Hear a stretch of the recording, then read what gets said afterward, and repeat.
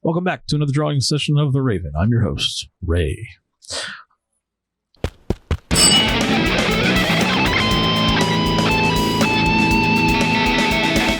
So I'm trying to refine, in this video, I'm trying to refine these drawings.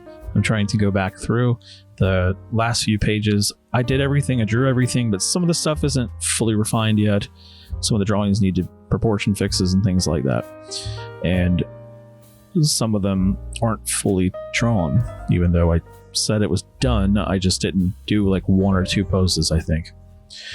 So there is one particular panel I need to do, and I'm trying to save those, so to speak, for last, and they're going to take some time. So I'm going to do my best to keep these new uploads, try to keep them shorter, more digestible, and hopefully you can follow along, learn something, get entertained. Oh, you're not entertained. Anyway, if you find any of this stuff useful, please let me know. I'm just here hanging out with you. I want to get this done. I'm doing this digital this time. I think next time I might try doing it traditionally on ink on paper, on Bristol. We'll see. So all I'm doing in this session is I'm going to speech bubble all this stuff, which normally I would have all of my layers locked again, because I just don't like to make stupid mistakes. I tend to do that if I don't have them locked, which is funny because these aren't locked right now. 3 of them are, but the rest aren't. So what I'm going to do is grab my thought rectangle balloon over here. I keep saying thought. It's the speech balloon, and I'm going to do this, and that's it. That's all we got to do. Now, the thing, like I said, I say this a bunch, but the reason I don't like doing it exactly that way is usually because it cuts off. It forces it onto the same layer, but that seems to be okay for me this time.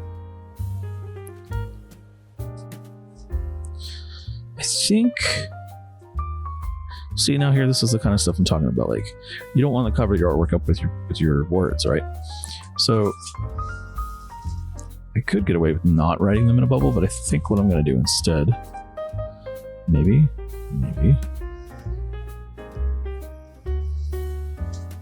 just move her over. Let's just experiment with that a little bit.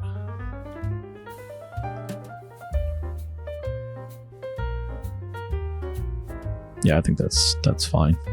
I think originally I don't know if I wanted to show anything in the background here. No, let's see. Here. No, I like it being sub. All right, we're gonna leave it like that.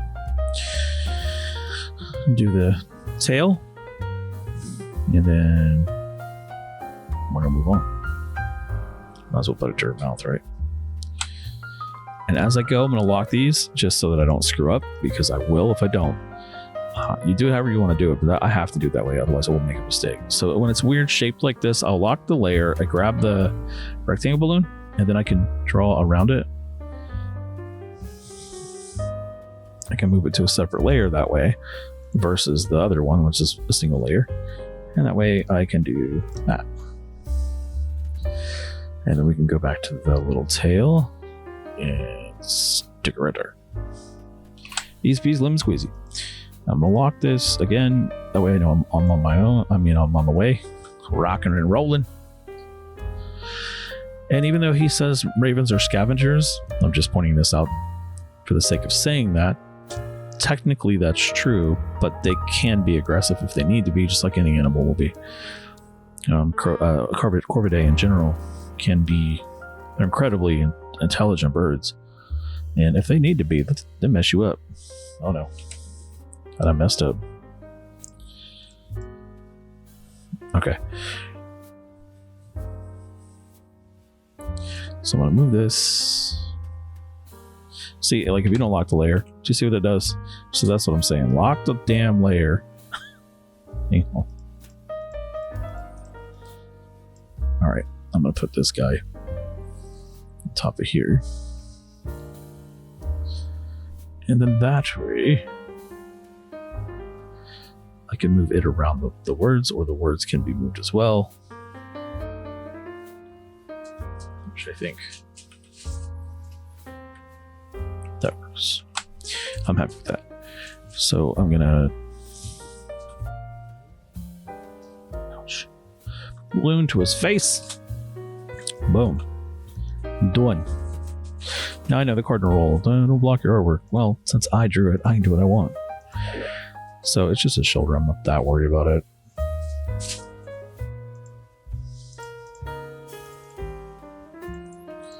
Okay. And now,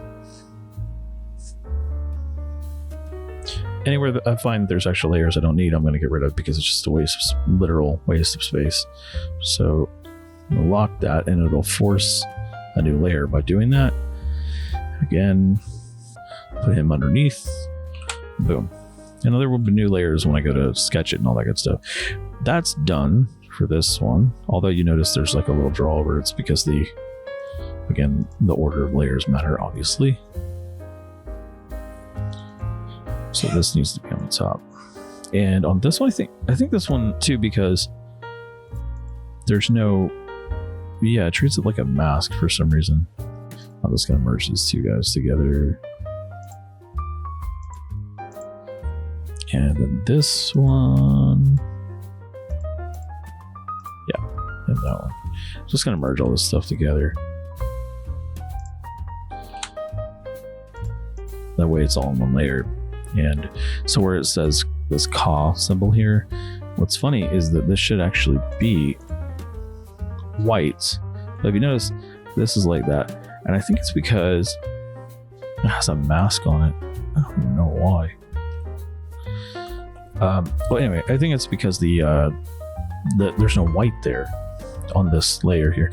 Like if you select this, you can see this whole thing and this little portion down here. I don't know how that happened. I guess it's because it was treating all the other layers. You know how it does, like, I don't know if you know, but you can refer to other layers as well, or all layers, which is what this does. If you only select the editing layer, see how it's doing. So it's basically treating it like, I don't know what I was going to say there. It's treating it like it's it's masking. For whatever reason, it's masking that one spot. So what I'm going to do is here, just to make it easy for now, I'm just going to erase, I'm going to erase this guy. So we don't sketch there. Yeah. I'm just going to color fill this with white. So see, some of these drawings aren't really refined, but also you got to remember too that you're going to see it like that. So it doesn't really matter that much. There's no reason to go that much detail. Anyway, I don't know what the hell is happening with that, but you know what we can do? I'm just going to try this for my own sake, just so I know what's going on. I'm going to color fill this with black in the background. And I just want to, no, it's referring to the layers. Yes, you refer only to layer. It's weird. It says that, but like if you just turn this stuff off, it'll actually color fill the layer that you want it to color fill. See? I don't know. It's kind of wonky. So when you... No, that one's on me. That's because this is all white. Anyway, all I wanted to do was see if... There we go. There. Do you see how this is like... It isn't treating it like an actual... It's not coloring in those little triangular portions. And that's just goofy. So I need to fix that real quick. So there you go. Just see how this is all like screwed up looking. So if you go through here and see, if you try to select it, it won't let you. So what I'm going to do instead, there's another trick that I can use, is normally you can just select the whole thing outside of this box. For some reason, it's, it might be the mask. Let me just rasterize this guy. I don't need to be able to type or anything on it anymore. I don't even know why it's like that. Get rid of this mask. Just don't know why that's on there either. Okay, so now you see all this white that's in this clear. I'm gonna get rid of this background. So all the stuff that's inside of this, like that, we can select it all the way around. Or move this inside the scene a little bit. The other thing to do is to select an inverse, which is the easier way to do it. So that's all selected. It's all selected. The inverse, which is gonna do that, right?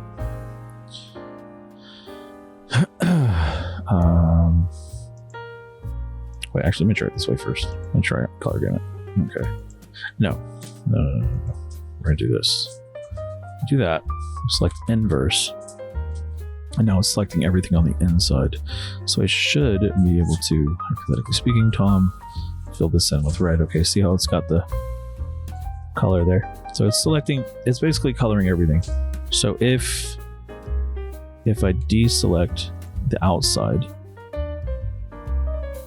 hypothetically, this is a lot of trial and error. Oh wait, let me see if we can deselect the inside of that too. So I'm not worried about the red. Okay, so then let's try that one more time. Like this. Okay, now if I do this, we go red all the way across, right? Okay. Let's just try it this way. This will be easier. Normally I don't have to do that because it's already been, I've already fixed it. But that's one way to fix it, is to just keep, first off, keep screwing with it till you get it. Or do it right the first time. Get off.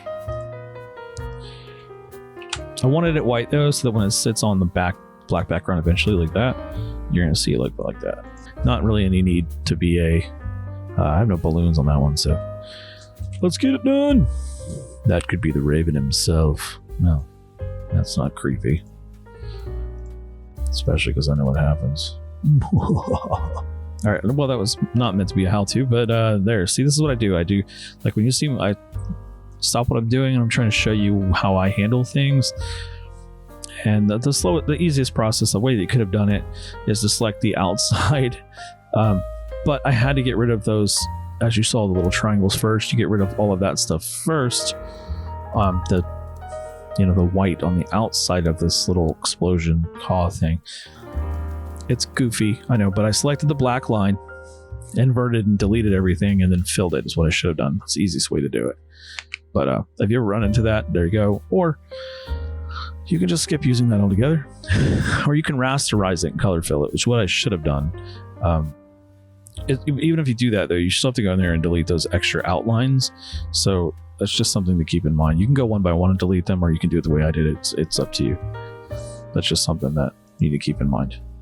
If you're using Clip Studio Paint to draw a comic book, or you could do it traditionally and not have to mess with all this.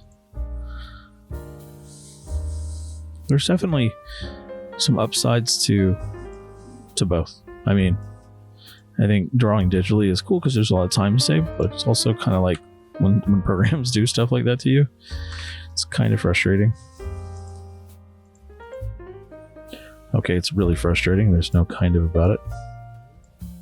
It's not really saving you time. So anyway, it would have been done drawing it by hand about the same amount of time. But the cool thing is you can correct stuff easier, assuming the software is behaving. And on this final one, I think I'm actually going to make this balloon width a little wider. Oh my god, not that much wider. It's normally at 50, but I'm going to do like, say, 100. I do change these up sometimes because I want it to be like, it's a close-up, so I want it to be a little more dramatic. So I do believe that is all the speech bubbles for number 5. And now I have page 6 that needs speech bubbles and page 23, and then I have 4 other pages that need some kind of refining, and I didn't write any notes for myself, so I don't know what they are until I go back and look at them. Anyway, if you've been hanging out with me this far, thank you so much. And if you like this process, if you like these tips and tricks, I do talk a lot about like how I draw stuff, how I reference, and like my entire thought process during this whole thing. And then a lot of that's been shared in previous videos. This is getting towards, more of the refining stage, and then I got to go back and ink everything. And I'll share what I do, and it's just my approach, is all it is. So take it or leave it. I really appreciate it, though, if you are hanging out, and I'll catch you in the next one.